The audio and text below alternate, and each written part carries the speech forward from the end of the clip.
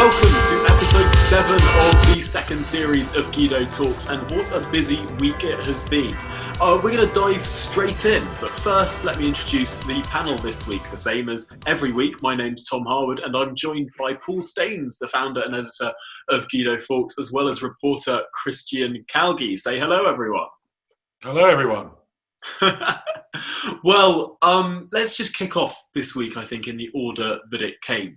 Because on Monday, we had a story that we scooped just about everyone on, and it set up the theme for the following couple of days. Because, of course, this week, there has been, or at least the first half of this week, the machinations over Manchester really led the news.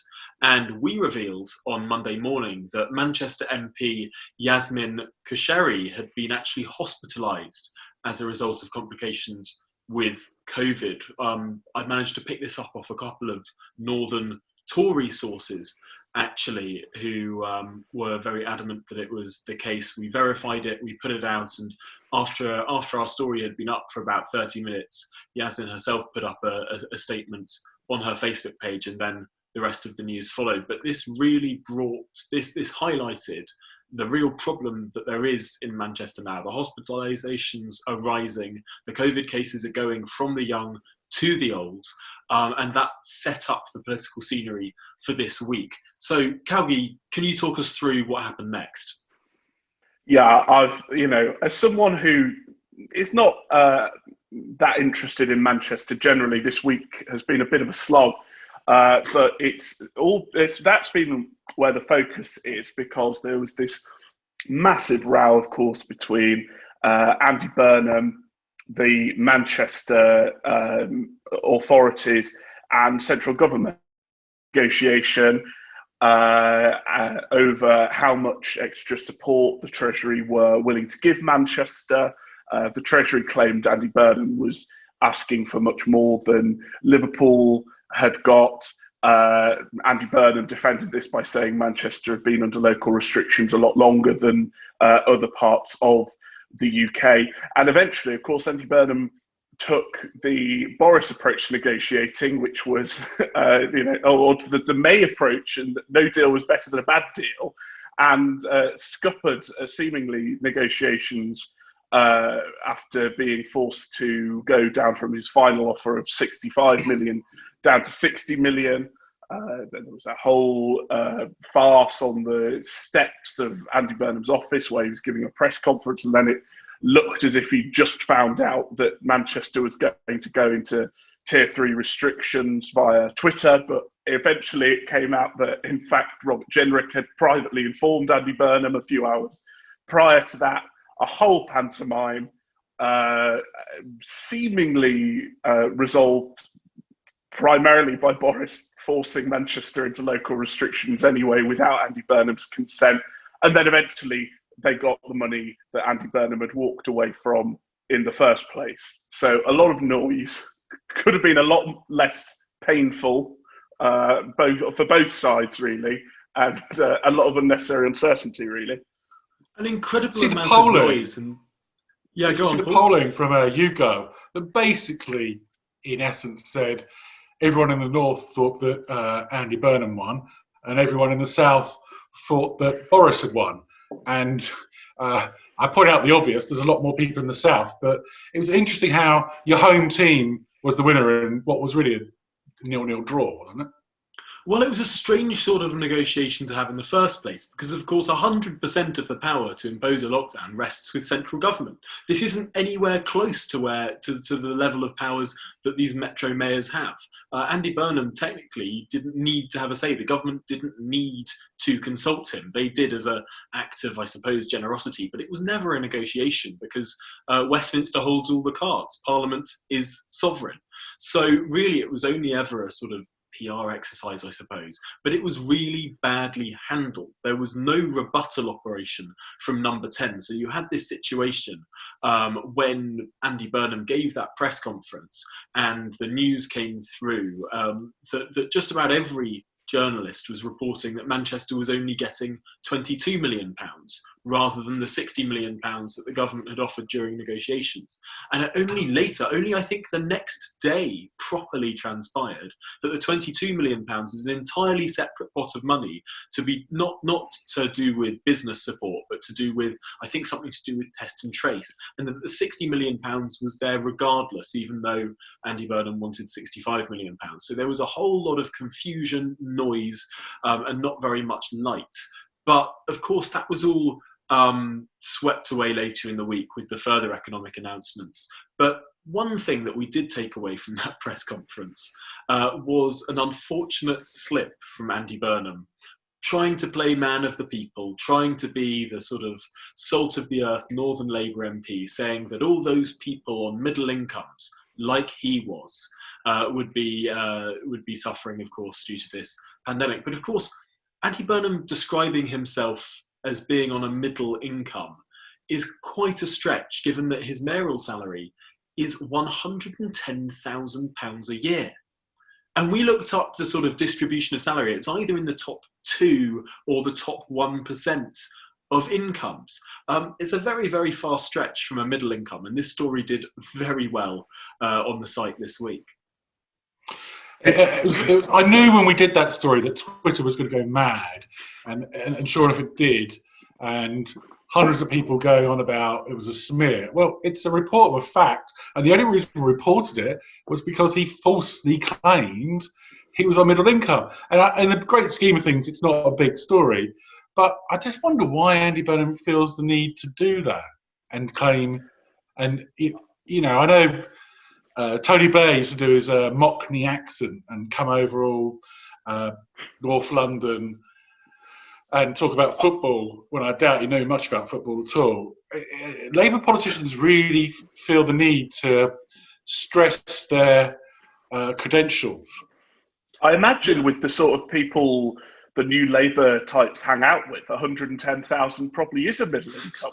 It's just not relative to the people of Manchester. It's just 2 biscuits endorsements for Tom, isn't it? Just 2 sponsored Instagram posts for me, absolutely. But there was a real, genuine, authentic salt of the earth voice from the north, specifically from Yorkshire, that popped up after Andy Burnham had had his piece of theatre. Now, Paul, can you talk us through this? Well, I would love to try and do the Yorkshire accent, but I know it would enrage Calgie if I did that. She was Vox Pop in the street. BBC stuck a microphone in front of her, and she did a stream of consciousness that could have been a combination of reading Toby Young's Lockdown Skeptics and Chris Snowden's despair at the whole economic programme that we're under. She said, who's going to pay for it after all this lockdown? Where are all the jobs going to come from? And it's not going to be her because she's 83 and she'll be dead. And it's a very fair point. It is all very well splurging billions. And we are splurging. There was a chart where people, George Eaton of the New Statesman said, it's not so bad. We spent more in World War II. And the Great Depression. And the Great Depression. Well, if it's not as bad as World War II or the Great Depression are your benchmarks when it comes to government spending, you've got to really rethink things. It's fair to say that I think the last war debts weren't paid off till this decade. So I'm 53, not 83, so maybe I will pay a bit of these debts off. But you are going to have to pay for this, and it's not going to be easy, and it's going to slow down the economy, and it's going to be a drag for decades. I mean, have we seen the economic decline that happened in the 1920s in this country? The devaluation of the currency and the shift of the financial centre of the world from solidly in London to somewhere half across the way of the Atlantic. This was a seismic depreciation of this country and really losing its status as a superpower as a result of the weight of that debt. That's not something to be sniffed at. That's not something to be sniffed at. The Americans are paranoid that by the end of this century, the centre of gravity for the planet will have moved towards Asia. Yeah. And I think, to some extent that's inevitable. Not just China. I think, in 50 years' time, India will be up there as well. And, all those fast-growing Pacific Rim countries, the world is going to be very different. And I'm not sure that's... You mean to say those countries that aren't taking on trillions of dollars in debt as a result of this pandemic? Well, there's a lot of competitive devaluation. The Chinese aren't getting out of this scot-free either. Everybody, the only reason we're not seeing massive moves in currency markets is because everybody's devaluing effectively. And that's why you're seeing asset prices go up. So when people say, oh, where's the inflation? Well, have you looked at house prices lately? It's a fair point. I try not to, frankly. So we should probably move on from talking about international affairs to look at a more parochial question of Prime Minister's questions, because it was very interesting, actually, after the dire couple of days that the Conservative Party had in terms of the general discourse, that a lot of commentators were saying that Keir Starmer failed to land any blows, really, on Boris Johnson this week in PMQs. Whereas he has conclusively, I think it's fair to say, won a few PMQs in the past, this last 2 weeks, Keir Starmer seems to have been more on the back foot. And quite a few people have been noticing this, not just people who are more sympathetic to Boris to start with. And I think I've got a bit of a theory as to this, because finally you see a bit of passion behind the Prime Minister's eyes, because he has something he can grapple with. For the first time in months and months and months, the Labour Party over the last 2 weeks has had a policy of its own, a real actual policy, a flag in the sand, which can be criticised and compared to. So when Keir Starmer stands there and demands why the Prime Minister isn't doing X, Y, and Z, the Prime Minister can quite rightly come back and say the Leader of the Opposition wouldn't do this. He'd do something even worse. He'd plunge the country into an almost indefinite, perhaps repeated lockdown, closing up all of the sectors of the economy we're trying so hard to keep open. And that has changed the dynamic, really, in Prime Minister's questions. And it's allowed Boris to have a lot more sort of positivity around him, which was always lacking, of course, if you're trying to shut down the economy. Now he has something to fight for. And I think that's done him well. Well, a dividing line is always something you can battle across. Also, I think if you look at him, he's got a little bit more energy back in him, I think. He was looking a bit down in the dumps a few months ago, wasn't he? Yeah, I mean, there were all these accusations of sort of long COVID and stuff, and Number 10 were very strenuous in denying that. But he seems to have perked up a little, whatever it is. Maybe he's done another secret trip to Italy. I don't know. The thing I couldn't understand is that it was such an open goal on Manchester. It would have been really easy for Keir Starmer to stand up. Andy Burnham's speech he gave in the street after that day of negotiations when they'd folded. Actually, there were some really great rhetorical flourishes. It was very passionate. And Starmer failed to deliver any of it. So it wasn't just that Starmer has a much weaker defence now that he is proposing a bonkers policy, but the attack is just completely flaccid also. And it's a deeply, it's not so much boring now, but, Boris is he can just stand there and flail about and land some easy punches. Starmer's useless. Before we move on from this topic, there's another mayor I think we should mention, and that, of course, is Sadiq Khan, who this week came out against the curfew and was saying that we should cancel the curfew and open bars up again.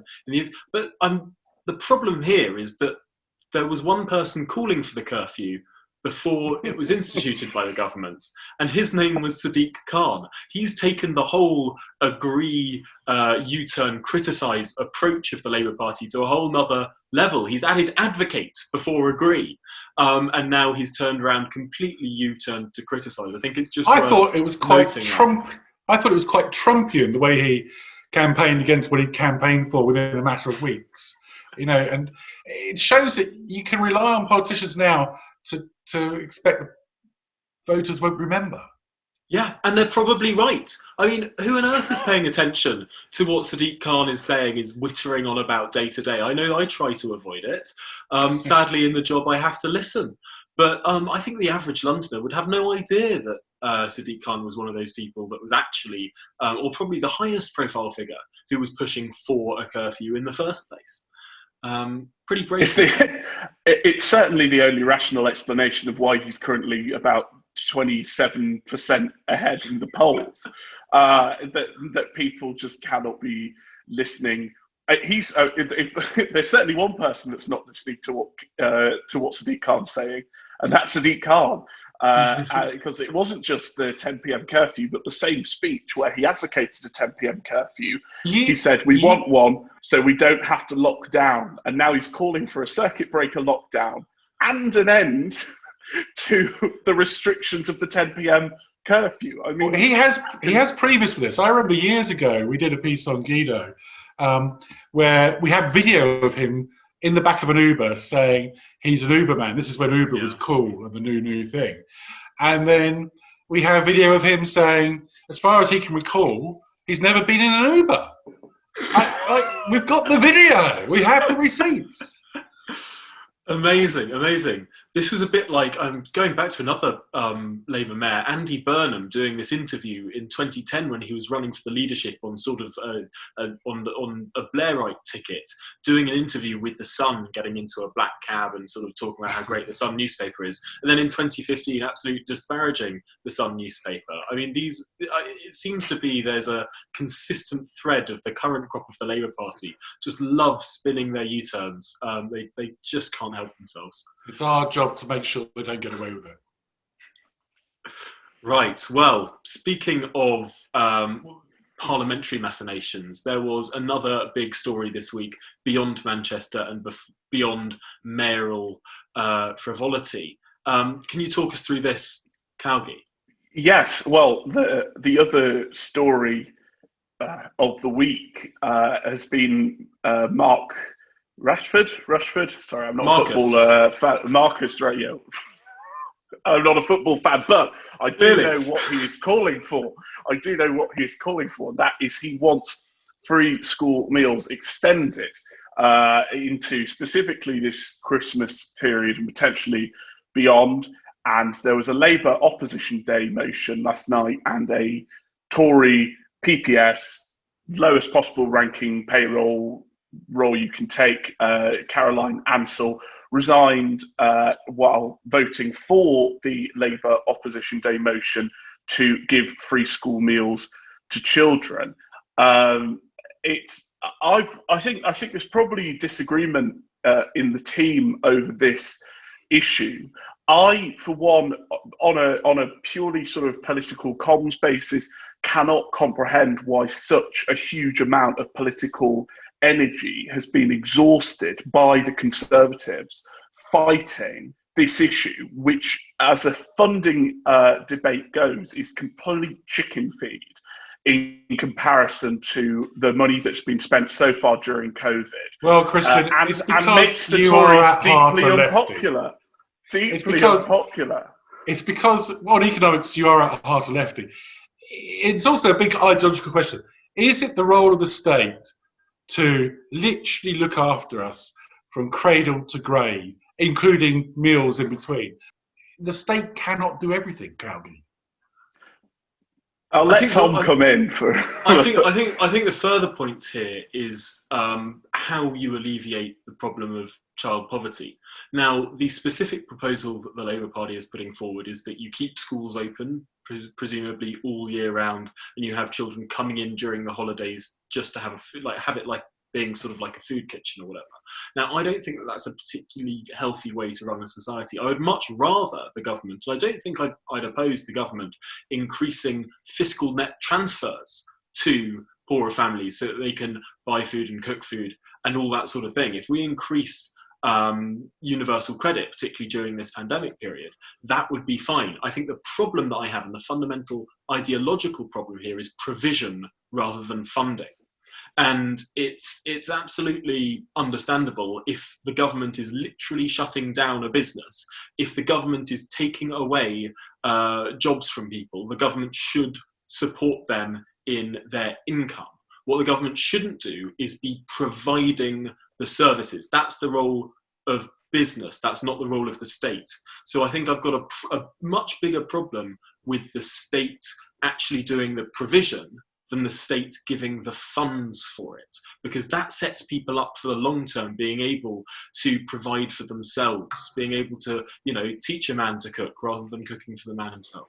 Yeah, but we talk about the long term, and if these were normal times, I'd be agreeing with a lot of these points. I don't agree that free school meals should be continued into the holidays. But if you actually look at the wording of yesterday's motion, if you look at the specific debate that's going on at the moment, these are very abnormal times. And Cowkey, you're not going to be able to, if you do it, you're not going to be able to take it away. No. You're just not. Of course you will. You're just not. No, because then Labour will have all of these adverts. They're taking away food from children's mouths. They're taking away and it's much harder to take something away than give it. And here's the thing. But that's the Conservative Party should come out with another countervailing policy that says we are going to literally give these families money so that they can buy the food. That is far more preferable. That is far more dynamic.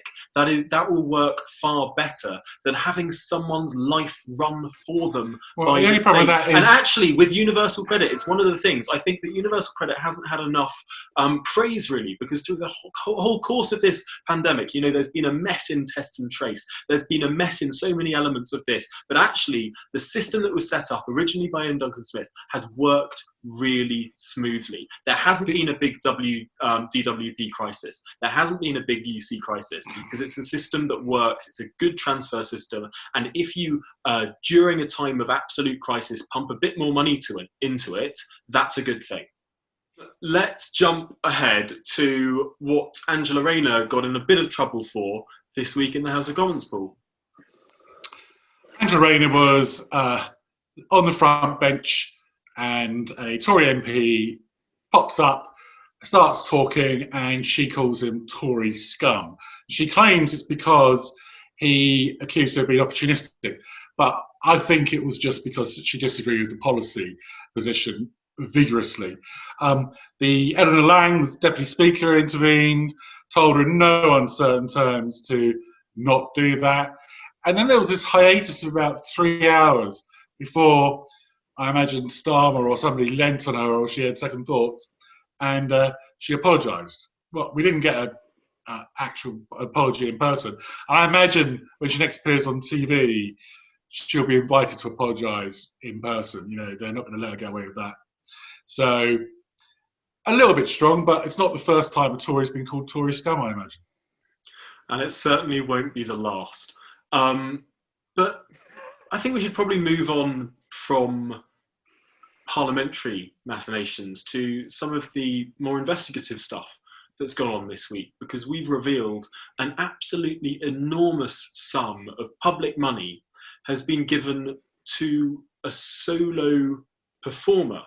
That's the Arts Council that has been giving out money to sort of arts institutions that can't function or have been told to shut, whether that's sort of orchestras or museums, civic centres, whatever, have been given money. But one solo drag performer was given £215,000 for just sort of not performing. Now that's more than this drag performer has taken in any previous year that they have declared in their on Companies House, and it's just an extraordinary amount of money that has gone to what looks like a total solo performer.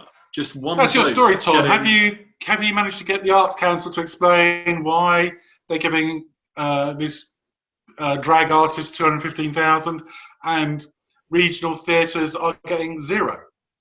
So I was on the phone to the Arts Council a bit earlier on Thursday, and I have been assured I am getting an email through with a lot more context and explanation. So as soon as we get that, I'm sure that we'll divulge more on the website when we can. And this drag artist, is he available for comment? The drag artist unfortunately locked his Twitter account immediately after. I replied to one of his tweets that was criticising the government for splurging money on some things, I think on test and trace or whatever. I asked, what about on these sort of performers? and included a screenshot of the £215,000 that he received in the second round of this arts funding giving out. But unfortunately, there was no reply and the Twitter account was locked. It's just unbelievable. What else was unbelievable was on the midweek, I think it was, a young interviewer, not that experienced, asked a well-known controversialist, Len McCluskey, about Peter Mandelson. And Len McCluskey said he should go away and stick to counting his gold or something like that. Now, Peter Mandelson is of Jewish heritage. That's a well-known anti-Semitic trope. You could argue about what was the meaning behind Len McCluskey's words. But Darren Grimes, who was also interviewing a well-known controversialist who said something a bit off, got a police investigation. I wonder, will BBC Newsnight's Lewis Goodall get the same treatment? Incidentally, the good news on Darren Grimes is that the police have said no further action will be happening because they don't want to waste their own time, frankly. Although you wonder if that would have happened if there wasn't a bit of an outcry. And of course, I think we should be saying that obviously Lewis Goodall shouldn't be investigated by the police. Obviously, BBC Newsnight should have been allowed to broadcast that statement, and journalists shouldn't be investigated for things they ask, or interviewers shouldn't be investigated for things they ask their guests, or indeed broadcasters shouldn't be investigated for publishing those sorts of interviews. But it is an interesting comparison to make, and thank goodness the police have finally dropped that. But we did also report this week on a further police investigation or a police report. Calgie, can you talk about that? Yeah, well, it's just been an appalling week for the BBC press office, I imagine, because they've also, the BBC has been the producer of Frankie Boyle's, I wouldn't say comedy show, debating programme, and the director have been reported to the police over the incredible broadcast that we covered a couple of weeks ago, where one of the guests said we wanted to kill Whitey. There was this absolutely, nonsensical discussion about racism in Britain, and they've been reported to the police. Now, again, how do we judge this? Do we think that's a good idea, or do we allow a level of freedom of speech? What's the cutoff point for the BBC broadcasting offensive left-wing content? Well, I suppose it wouldn't matter if the BBC wasn't publicly funded and wasn't in effect an arm of the state. Then we wouldn't have to have these conversations, because they could say whatever they wanted to, and they'd probably get a lot less viewership. But Calgie, were you generally offended though?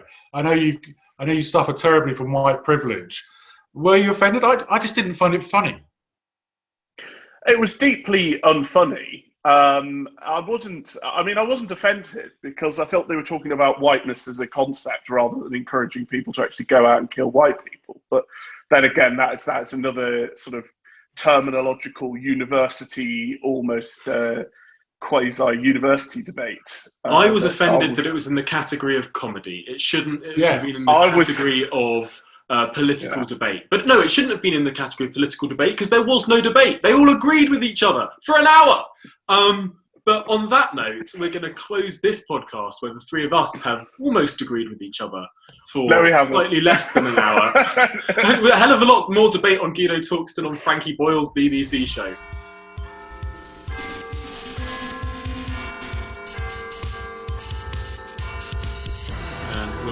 By the way, that cobweb on the mantelpiece is Halloween decoration related.